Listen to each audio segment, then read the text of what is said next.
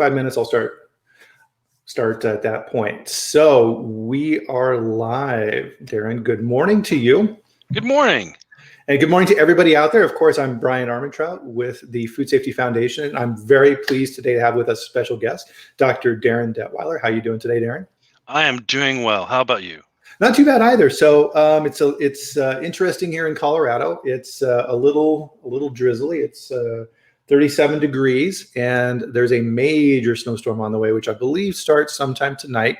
Where we're living up in Loveland, Fort Collins area, they're anticipating, they're saying probably close to 2 feet of snow. Well, it's earlier for me because I'm in the Los Angeles area, and the forecast is it's dark with chance of less dark as the morning progresses. As long as there's no mudslides, no forest fires, it's all good. Earthquake. Locusts, you name it. Special effects and everything. This is awesome. Special effects Friday. So please, everybody, get in the chat here. Of course, we're on live on Facebook, LinkedIn, Twitter, and YouTube. And we're talking all things food safety. And with this, one of the things that we do with this, unlike your normal presentations where you watch it and then you wait and have some questions at the end and stuff like this is interactive. We want to talk food safety and really have a discussion here. And everybody does an amazing job with this every week. And so definitely, as you have comments and you're seeing things that you'd like to know more about, because Darin's got just an incredible amount of wealth here, pipe up, right? So put it in the comment section. As soon as we see it, we'll roll that into what we're talking about. So we love to go over these things.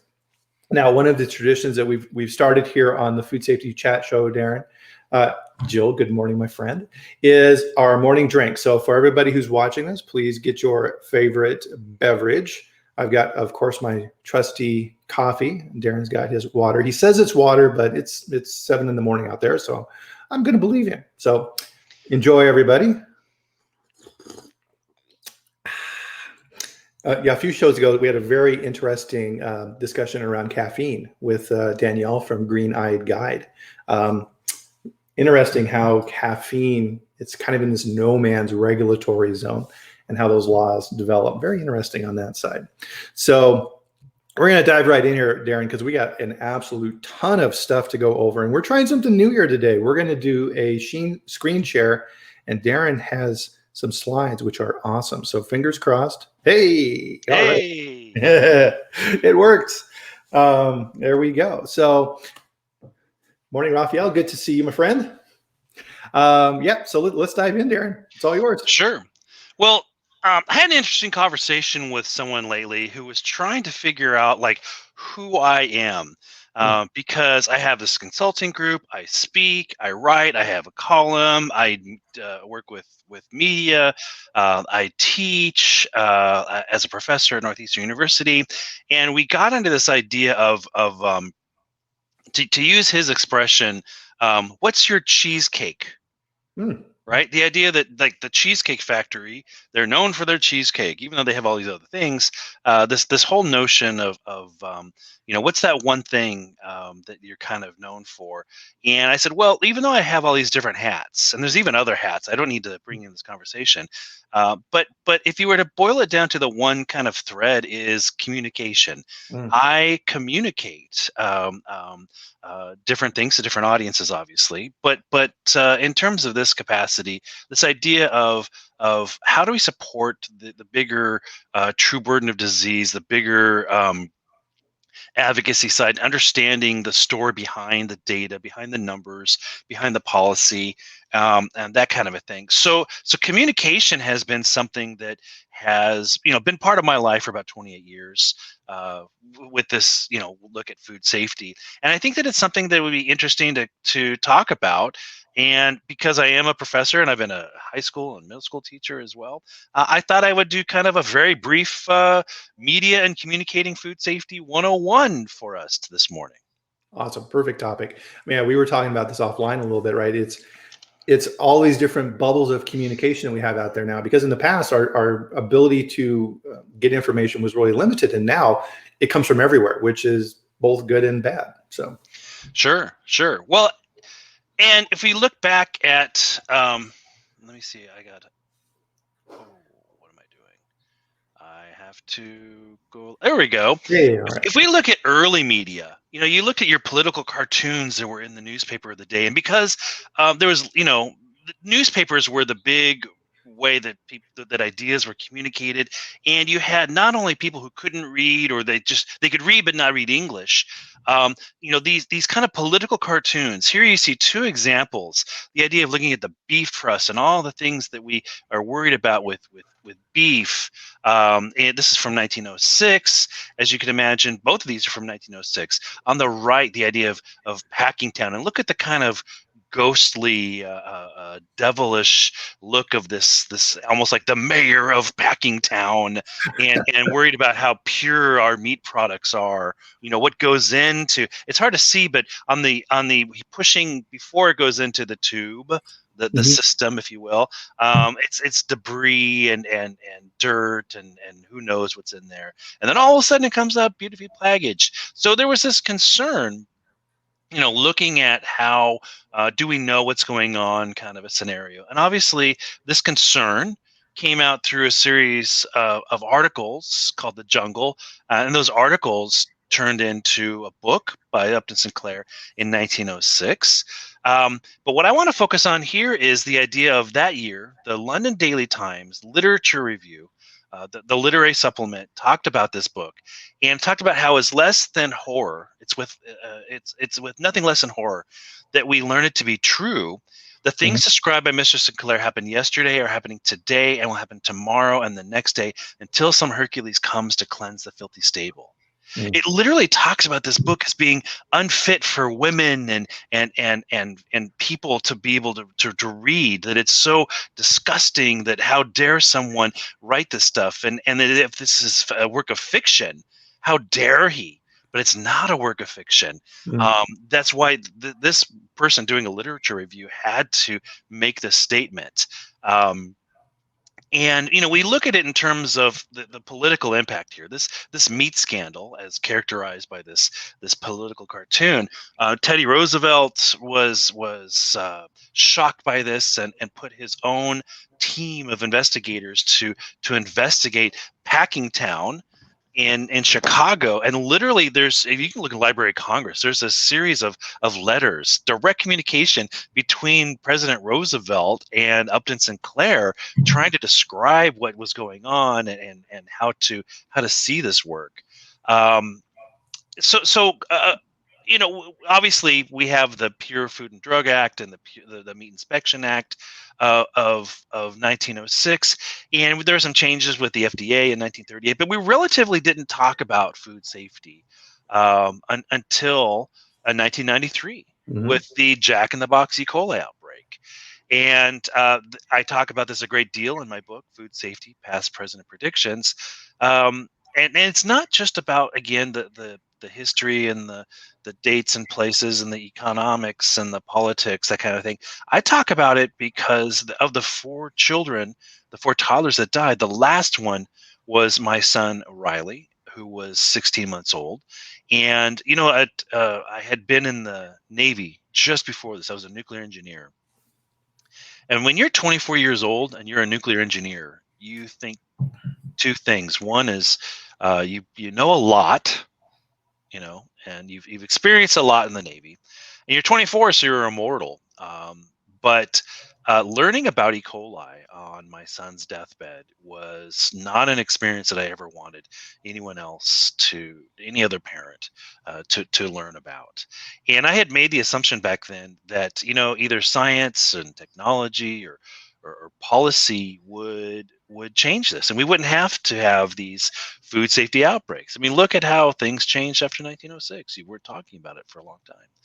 But we've had literally now 28 years since 1993, 28 years of this endless cycle Mhm. of failures in food safety, and most of which we find out after someone's already been harmed. Yeah. So we need to look at how this changes in the big thing and how we communicate this. Yeah. Um, um, Darin, one of the things on my side, my background is, manufacturing operations and stuff like this. So this is, very personal for me too, because we work very hard to prevent this. And one of the things that I would always watch out for in companies is if they use the phrase, well, I ask them about food safety and how they do things and stuff like this. And if they say, well, we've never had a problem before, that's a company that's going to have a problem, because they think that their past luck is somehow going to translate into future safety, which it never does, right? They end up having something like this.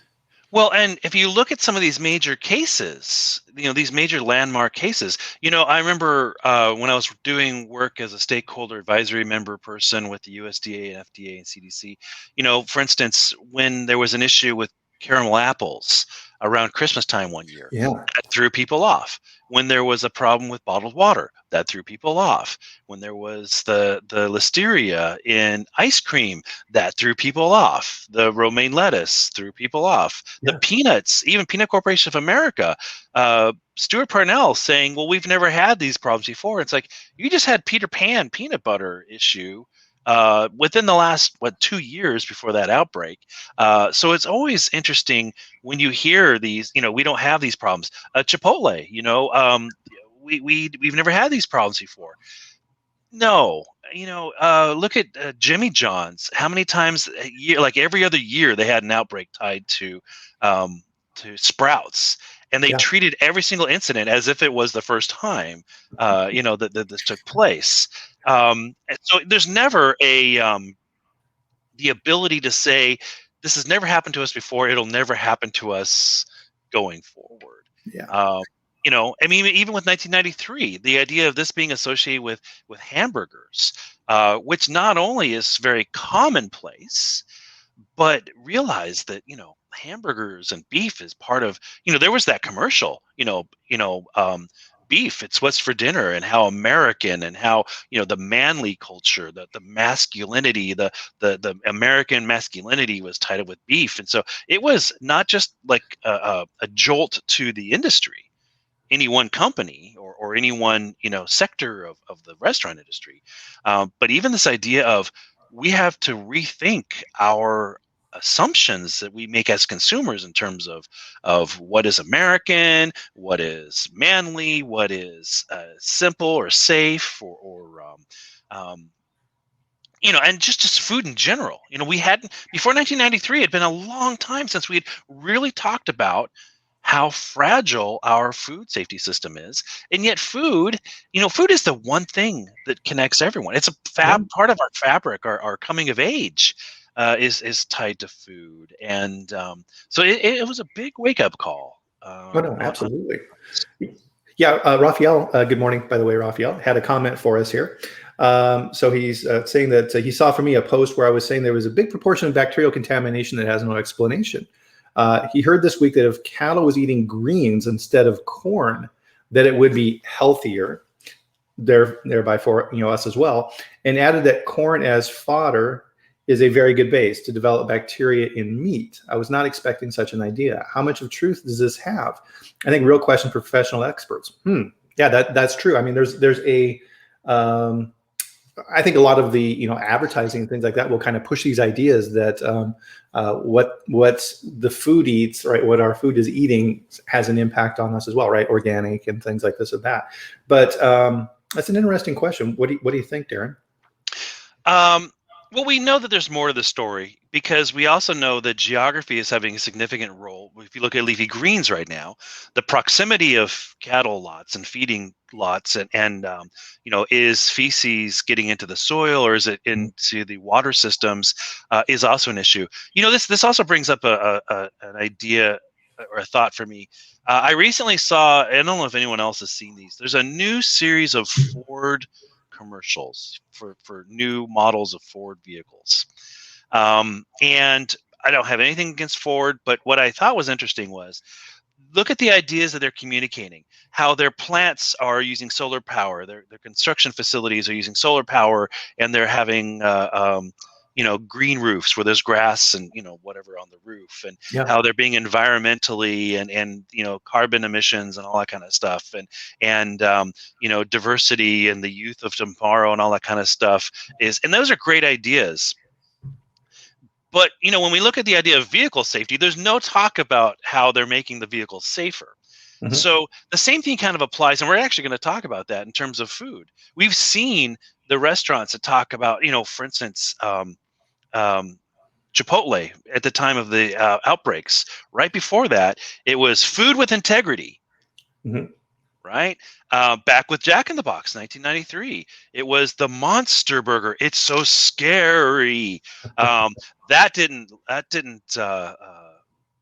live well very long. That didn't No. stand the test of time.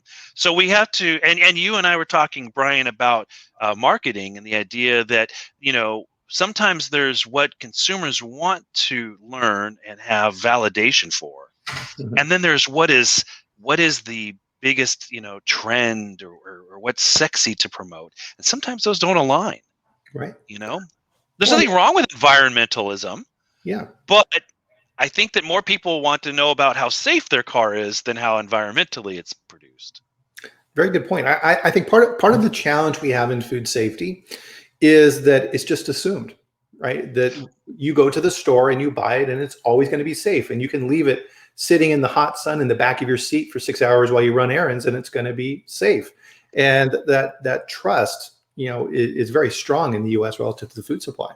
Isn't that wild though? Because, Bryan, imagine crossing the street with kids. Mhm. What do you do?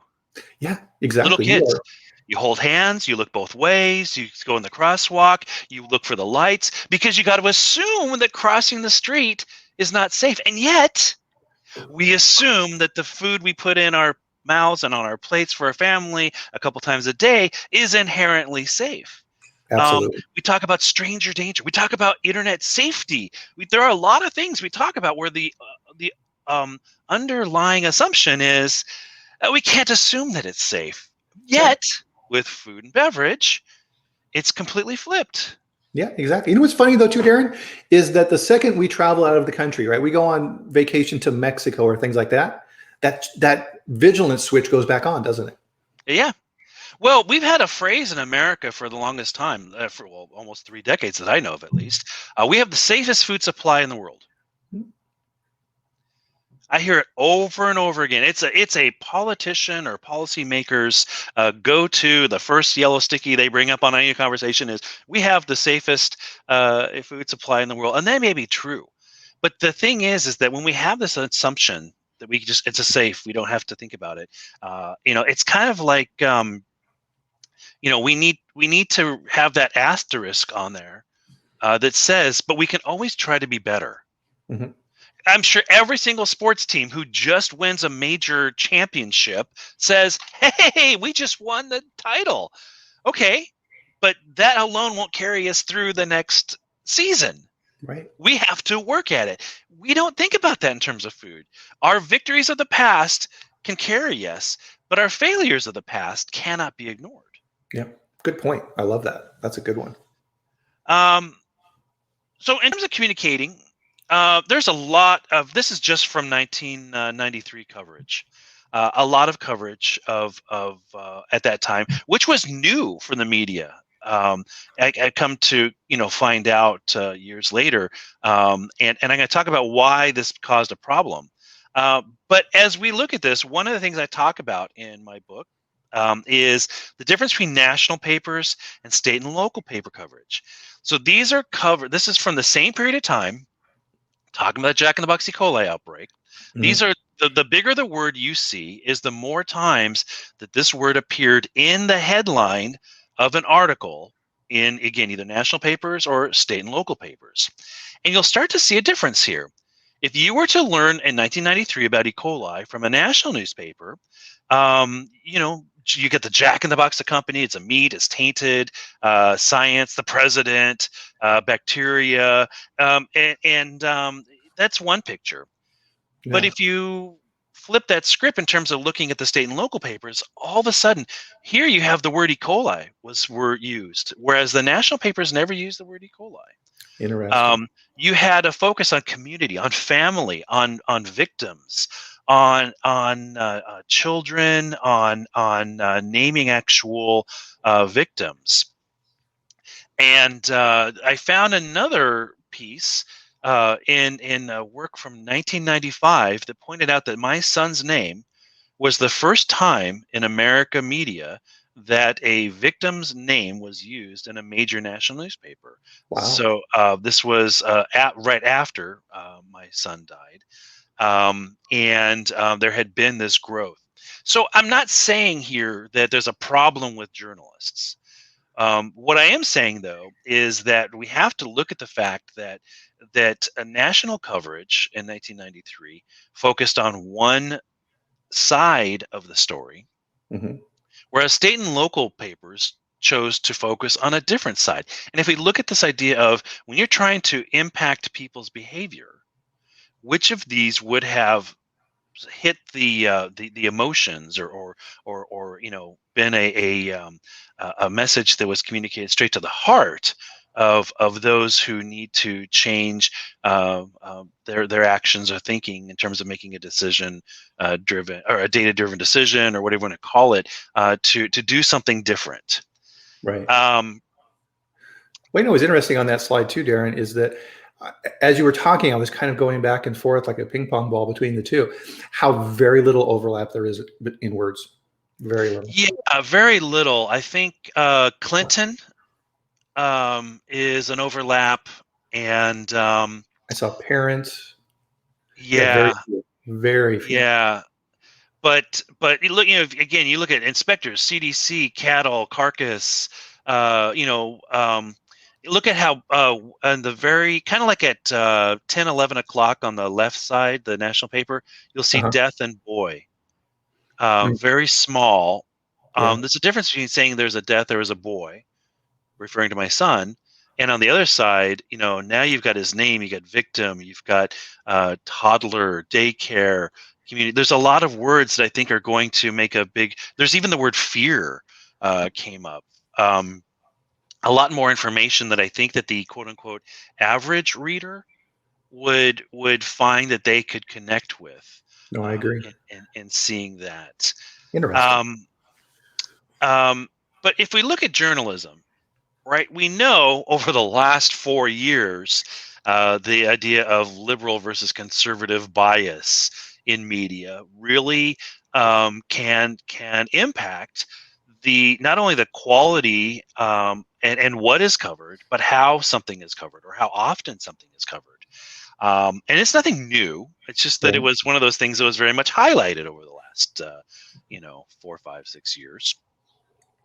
But there's different focuses with ideology and extra media forces. One thing I learned is that back in 1993 there was this question in terms of who would cover this. Is it the national desk, the business desk, the crime desk, the food desk?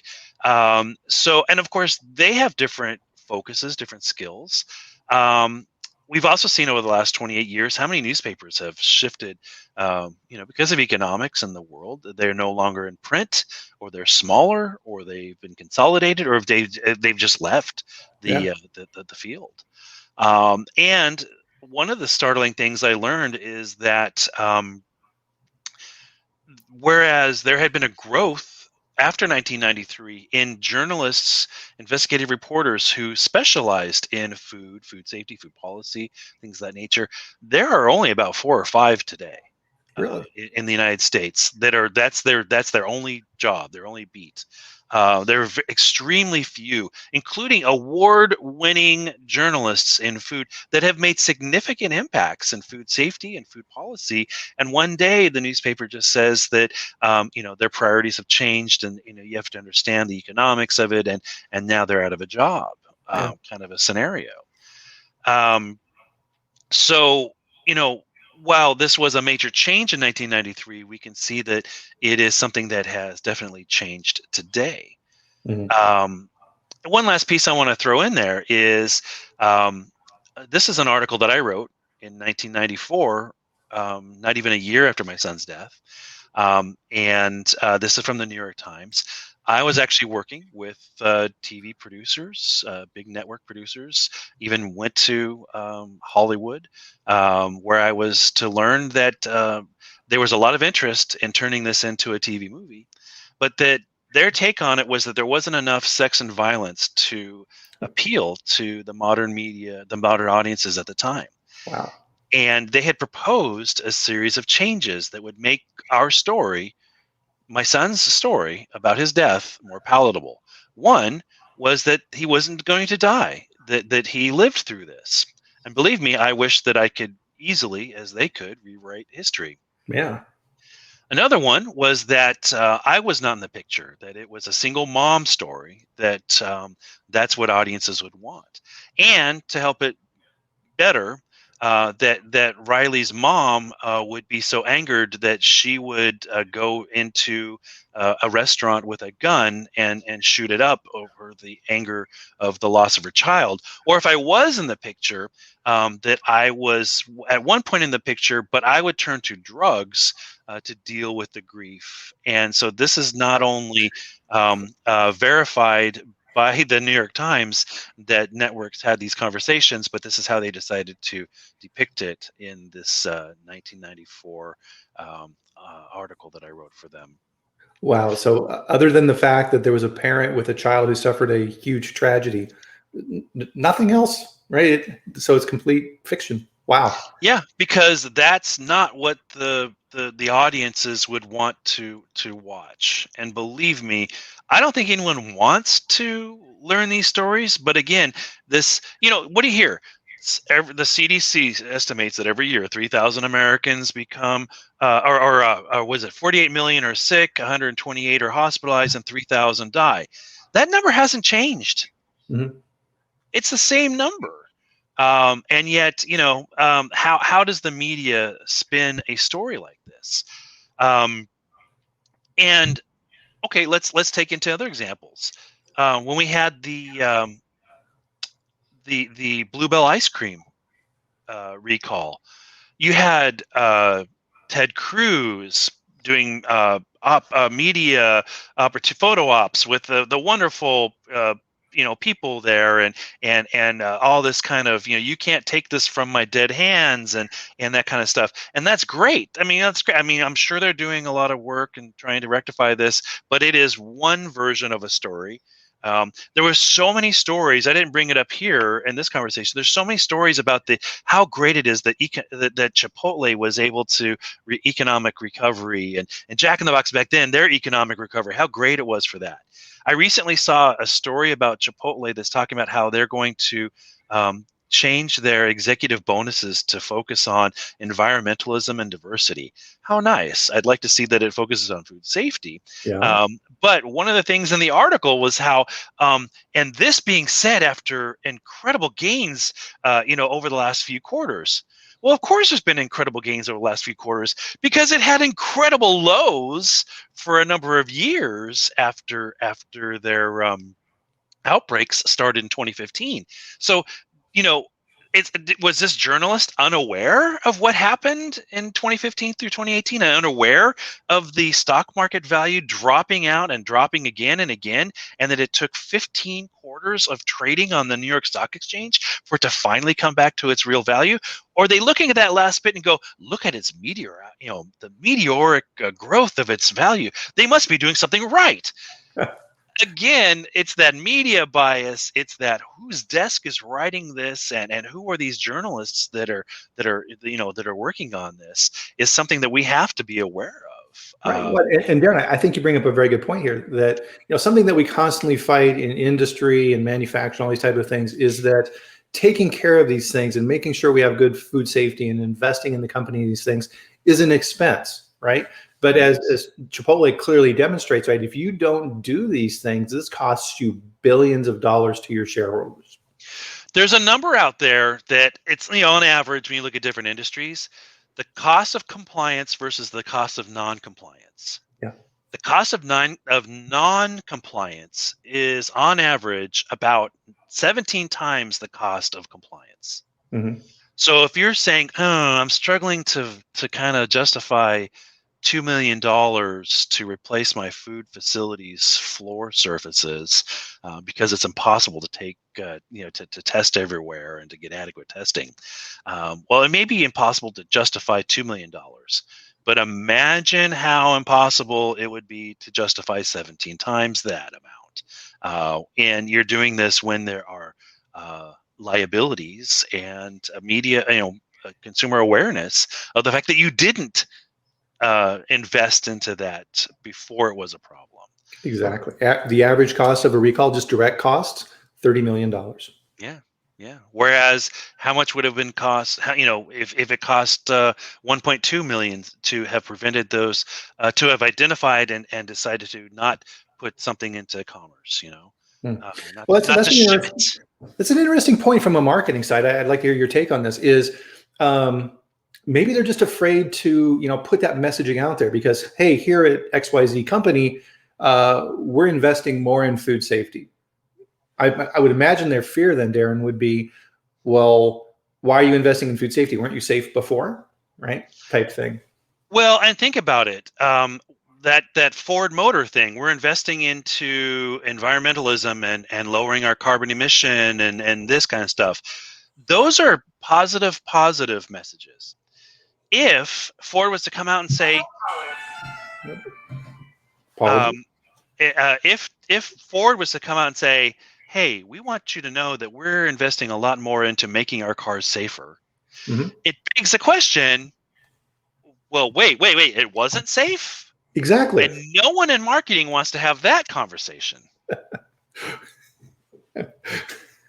Yeah. Oh, yeah. We weren't very good before, but we're better now. Yeah. That's a tough thing to say.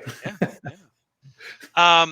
Today we still have political cartoons, Mhm. as you see in the top left and right, and we have memes. And I think that it's interesting. People ask, "Oh, you see memes? That must make you sad or angry, Darin." And I think that it's like a pulse check in terms of general awareness. I don't think something would go viral or people would assume it's funny if no one understood what they're talking about. Look at that bottom right one, the E. coli, and it looks kind of like the Ricola commercial because Ricola sounds like E. coli. But if someone's looking at that and goes, that makes no sense. Why has he got a humongous piece of romaine lettuce and why does it say E. coli? If someone's able to put those two together and understand what it means, that must mean that there's a general awareness. And Right. after the loss of my son, that was one of the things that I wanted to grow the most. Is look, I didn't have a cure. I'm not going to come up with a cure for E. coli. And if I did, I'd also have to come up with a time machine in order to bring my son back. None of those were going to happen. But if I could make efforts to help make it such that food safety, E. coli, salmonella, listeria, etc., are more commonplace, are household words. People understood them and no longer just took our food system for for granted in terms of it being safe, that we didn't have these words in our vocabulary. Mhm. Then perhaps that is something that could benefit the bigger picture. Yeah, that's a good point. I mean, it's interesting how those things get into our lexicon, right? All I have to say is pink slime. Yeah, yeah. Pink slime. Jeez, and there is that was a media nightmare. Ah, And even Oprah is actually, she's in the middle right there. Ironically, Oprah was sued in terms of, wait, where's the First Amendment right and calling it what it is, and things of this nature. I actually know people who were deposed and part of this lawsuit. Looking at how dare you bring up that our food is not safe. And people, back in 1993, 1994, 1995, there were people trying to stop me from talking about this. hmm. There was a wrongful death lawsuit, excuse me, and I would be a much wealthier person if I agreed to it, that I would never talk about food safety again. Wow. But I refused to, and thus I have a job today, I Yeah, guess. that's Um, cool at but all. but the idea of let's silence this, and back then people in the industry were complaining that I was talking. I was on a USDA radio PSA, a series of PSAs. I was doing television work. Um, I was referred to as the crying mom who wears pants, and the dirty Harry of the meat industry, because people didn't understand this idea of, here's a person who's bringing emotional elements into a discussion about food safety. And I'm like, yeah, we would be very emotional if we're seeing the other side of this, and we become harmed, we become victims, and our family becomes victims of this. And I think that if you look at the idea of the greatest way to change the behavior of your workforce, if you're talking about frontline workers, whether it's at a fast food restaurant or a food manufacturing plant, is to be able to make sure that they understand that true burden of disease, and they understand their role in it, and they understand how important of it, how the paramount nature of food safety every minute of every day. And if they can't find an emotional base for this decision to take these actions, then what is it? It's the carrot and the stick. If you don't get them to buy into it because of emotions, then you're either punishing them or rewarding them somehow. That's very external, Right. and Well, that's not going to be sustainable. no, and well, this loops back exactly to those two word bubbles you had earlier, right? Where one is talking very abstractly and one is personal, right? It needs to be personal.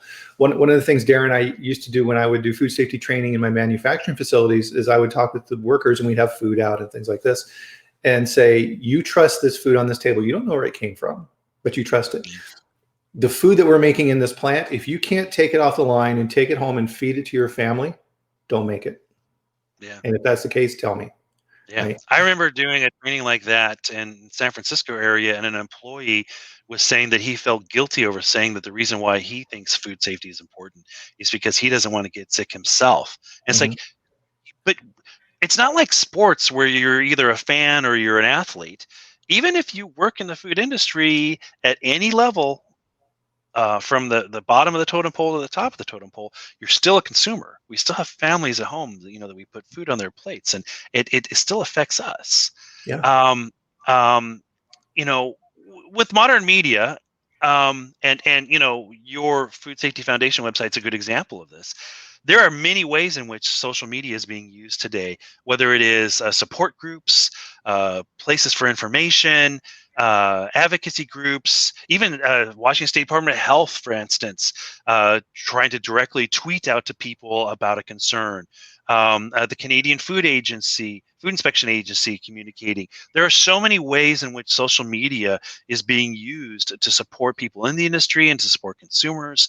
And I think we need to look at this in terms of, on the far right, I have a yellow, green, and red there. In education, we talk about this. You can be a passive student where you just show up, you don't say anything, you don't do anything, you walk out of class. You're Okay. active, you're engaged, or maybe you're generative, you're writing new research, right? We can look at social media the same way. You have very public, they're just looking, they may follow, and as you keep going down this funnel, you may subscribe, become a prospect, become a card carrying member, become a loyalist, and an advocate even for an issue. We saw this with politics over the last while. We can still say the same thing in terms of food safety. And whereas some websites and some people are mostly, as you can see, that the bulk is going to be that more passive, just looking, gaining information. Yeah. We have evidence how there's a shift. Data mining, data analytics, researchers using Amazon reviews and Yelp data to identify outbreaks and foodborne illnesses that are not reported. Even iwaspoisoned.com was instrumental in identifying the initial Chipotle outbreaks Mhm. in Simi Valley, California in 2015.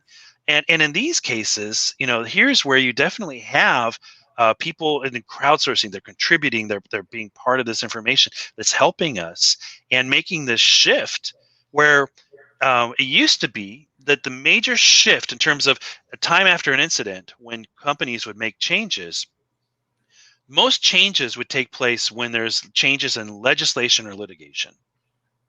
Today, what we're seeing is, yes, there are still companies that make changes when there's they take action when there's legislation or litigation, but social media has really expanded our stakeholders beyond stock owners.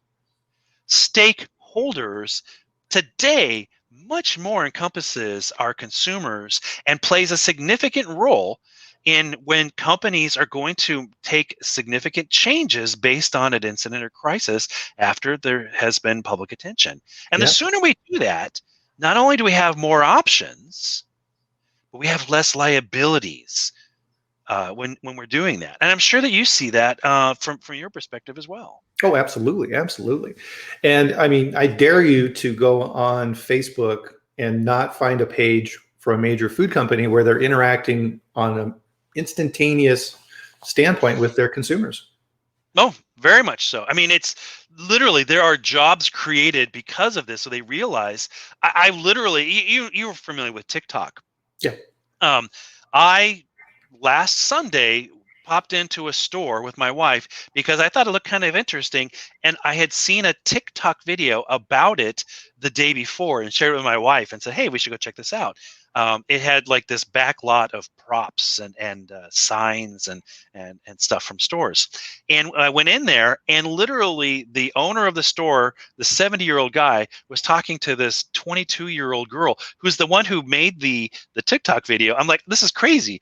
I didn't think I'd see the owner, let alone the person who made this TikTok video, right? And so this woman is again, she's 21, 22. She's trying to explain to a 70-year-old store owner how important social media is and that it literally brings people in the door and shapes their opinion. And I had to interject and say, it's the only reason why we are here. There were two more groups of customers that came in saying, "Hey, we saw you on TikTok."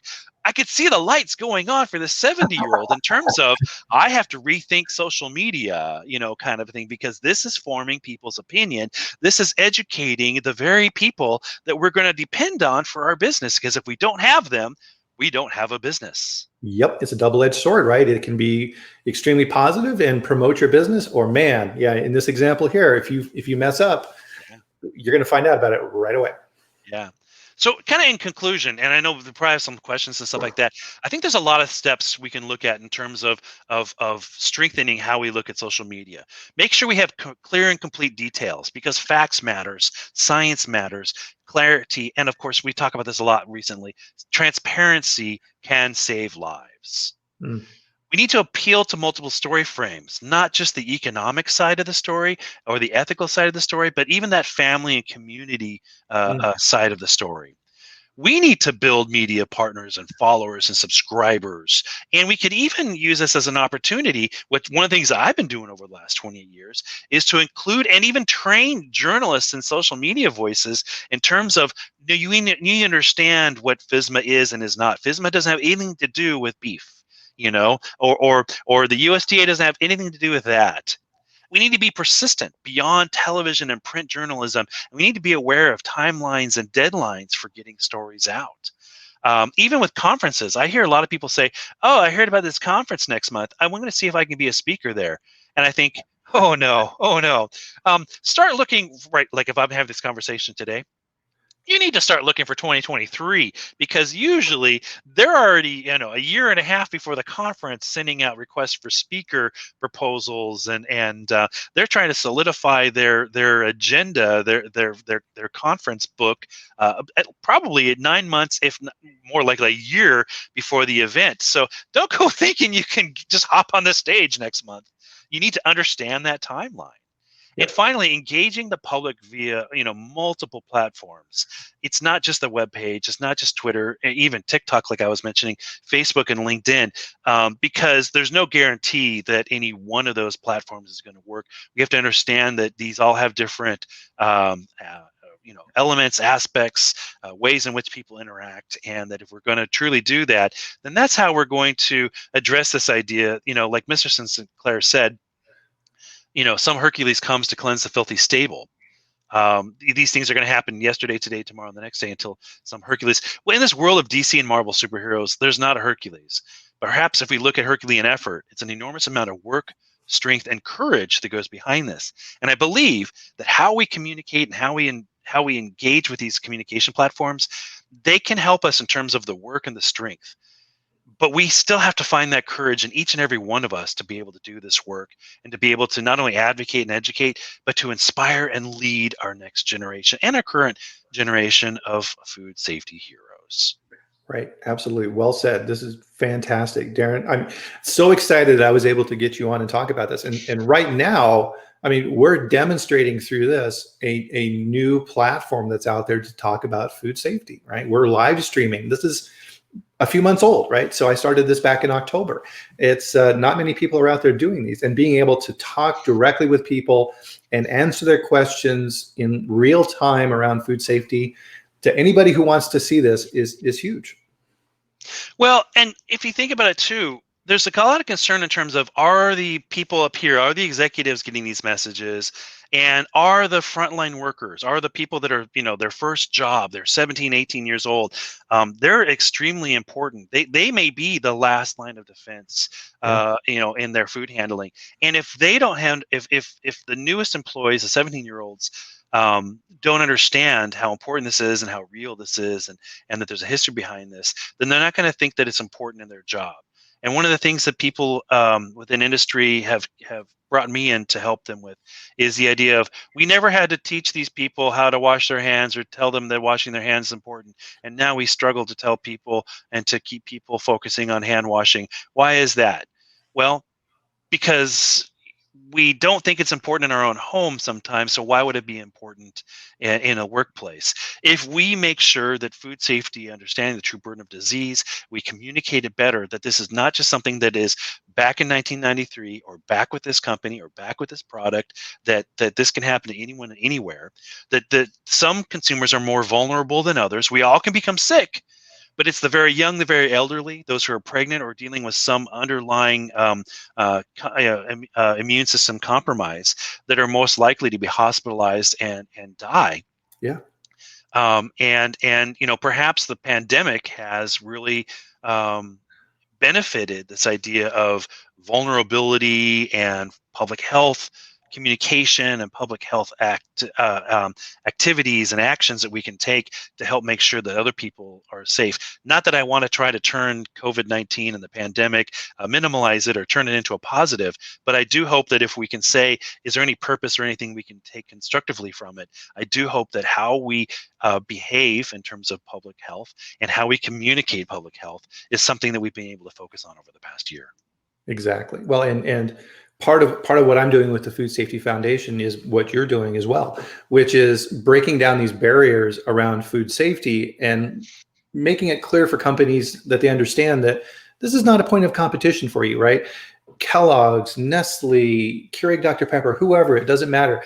If there's a food safety issue, as we saw through this entire talk today, it impacts everybody, right? And that public trust goes down. We need to work together on this. And also, it's like Joel's pointing out as well here too, is communicating that information out so the public understands what industry is doing around these activities to make sure that the food is safe. And so, Darin, what you do out there is amazing. And I wanted to thank you again for everything that you do.